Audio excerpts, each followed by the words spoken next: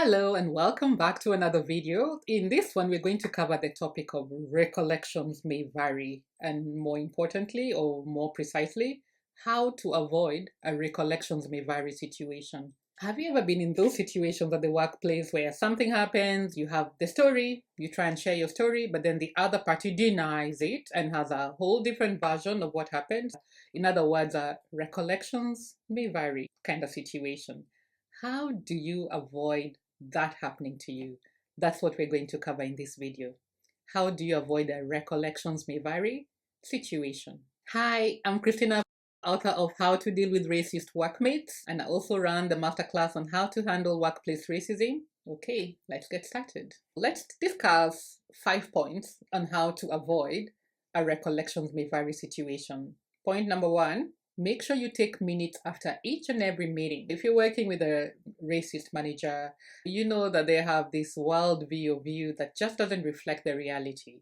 They have that glass half empty worldview when it comes to you and not the glass half full worldview. So everything you do just seems to be wrong for them. A good strategy is to make sure you're always taking minutes after every meeting, just to avoid the I never told you to do that kind of thing, or why did you take so long to do that? And you can say, actually, I told you in the meeting that I had A, B, C, and therefore I'll get to your work in 2 days' time or in the afternoon or whatever the timeline might be. If you have minutes recorded, and the minutes should be very clear and precise, the minutes should be able to tell the person exactly who's responsible for doing what. So if you needed them to do something before you could do your part, make sure you put that in the minutes. And also these same minutes should be able to tell the timeline. So I'll get this done by close of business Wednesday or Thursday, whatever the timeline you decided. Make sure you discuss that. Make sure you capture that in the minute. Now, obviously, you don't want to be sending emails out documenting everything all the time. And again, I will tell you this, if you have to send emails, I'd rather you do than you don't. So don't let that scare you from sending emails. Okay? If you're working with someone who is racist, they will actually be looking at discouraging you from sending emails. And we know people look unfavorably towards people who keep documenting things, but you do not have that luxury to not document. So if there's a choice between the two, just document. But then I'm going to share with you some tips that might avoid you from having to send out emails all the time and looking like that person. So one of the ways is using your calendar wisely. So what do I mean by that? Let's say you had a meeting, you discussed several tasks that needed to be done, and then you're going to catch up in another 3 days' time or a day's time to work out what's been done.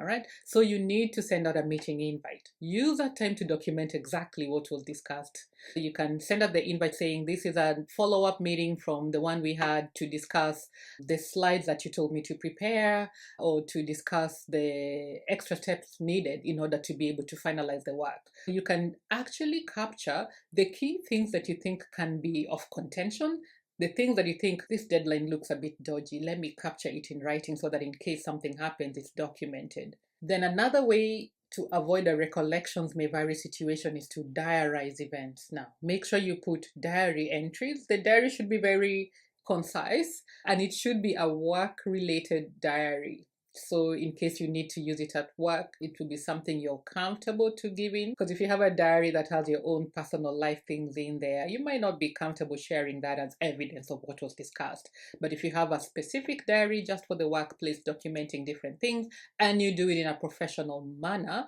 that's covered in another video, or you can look at my website. There are lots of articles on diarizing. So make sure you have diary entries. Those can be used to support your point of view. So let's say you say so and so said this or did this and they're denying.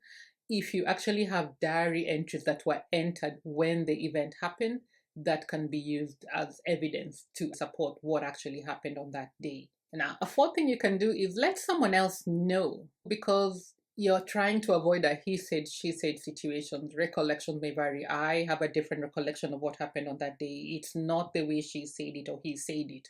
I didn't do that. I didn't say that. You're trying to avoid that. How do you avoid that? If you've actually told another person what happened, they can act as a witness to support your version of events. Now, This one's a little bit tricky though, because again, you don't want all your business out there. You don't want people in the office knowing. You don't want looking like you're gossiping. So there are other clever ways of letting other people know. It could be something as simple as they told you to do something. You don't think it's the right thing to do, but because they're your manager, you're going to do it anyway. So you can walk up to their workstation and there are people around. And so say in a loud voice that, okay, as discussed, I'm going to do A, B, and C.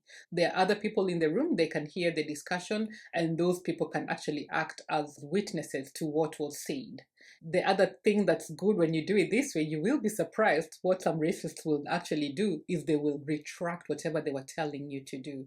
If they think other people have heard and they think that what they were telling you to do is wrong, so they were intentionally setting you up, you will actually see them changing their mind. So that's another strategy you can use to avoid the recollections may vary situation. Another clever way of avoiding a recollections may vary situation is just basically sending an update. It could be over Teams or WhatsApp. Just send a text saying, I'm just giving you an update of where I've gone so far. So we are catching up on Friday, but this is an update that I'm giving you on Wednesday. So far, I have looked at the slides. I have added those extra comments that you wanted me to add. It could be I have spoken to George, who has given me the extra information that you had asked for. By sending that Teams message or that WhatsApp message, you've actually documented what was said and why you're doing the changes you're doing. If you probably didn't agree with the changes, but you had to do them anyway, then you've made it clear that I'm actually doing these changes because my manager asked me to do the changes. So if later on someone says, why is this report too wordy? You can say, actually, my version was really short, but because she asked me to add ABC or he asked me to add AC, that's why it's long. And you have the text messages, so they can't say I didn't ask him to do that because you actually have the text message or the WhatsApp message actually showing that they did give you the instructions. So that's another clever way of avoiding the recollections may vary situation. Okay, I'll throw in a bonus too, just for free, just because I can, just because I like you guys. When you're submitting the final copy of whatever work it is you've done, document exactly what's changed and why. Okay, so you can send the final copy and say something like, here's the final report. Note that I've changed the colors from green to blue. Now, that sounds really pedantic, right? Yeah, and it is. A reason why I picked that example is sometimes when you're dealing with a racist, they'll make it sound like your work was horrible. They had all these extra things they needed to review and all these changes they needed to make. And therefore, they'll be like, next time when you give us a report, make sure it's correct because there were quite a few things I had to change. Now, if you've documented exactly what's changed, it's very easy to say, actually, the only thing she changed is from this color to this color, or she told me to move this column to this other side, or she removed this one graph and changed the wording a little bit. So it's very easy to prove that actually the only changes were A, B, C, D, and you've captured it in on an email.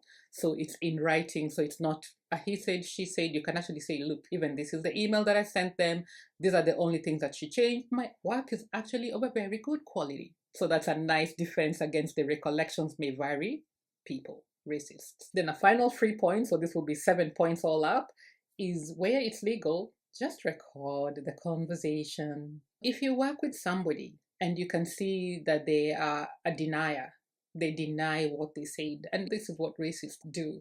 They're very bold with their racism when they're in private because they know there's nobody to see them, nobody can report them, or if you do report them, it will be their word against your word. There's a strong chance they will be believed over you. And actually, when you think about it, it's hard to accuse someone, even if you're HR and you wanted to do the right thing.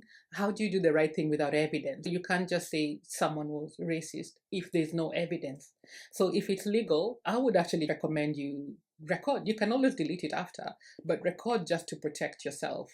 And again, this is something you should check with your country and your state. There are different laws in different areas, and also some companies have different laws, but normally the laws in the state or in the country supersede any laws that the company has.